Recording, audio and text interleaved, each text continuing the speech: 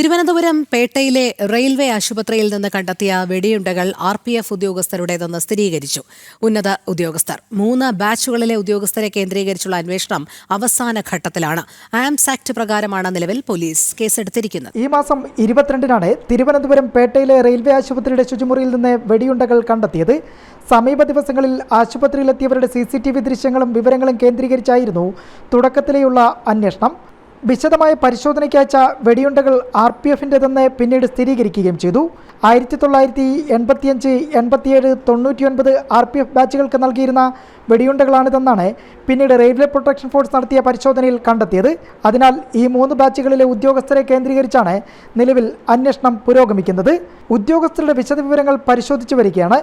വെടിയുണ്ടകൾ ഉപേക്ഷിക്കാൻ ശ്രമിച്ച സാഹചര്യം എന്തായിരുന്നുവെന്നതിൽ ഉദ്യോഗസ്ഥരിൽ നിന്ന് വ്യക്തത തേടും. പോലീസും സമാന്തരമായി അന്വേഷണം നടത്തി വരികയാണ്. ആംസ് ആക്ട് പ്രകാരം കേസെടുത്താണ് നിലവിൽ വഞ്ചിയൂർ പോലീസിന്റെ അന്വേഷണം. ജനം, തിരുവനന്തപുരം.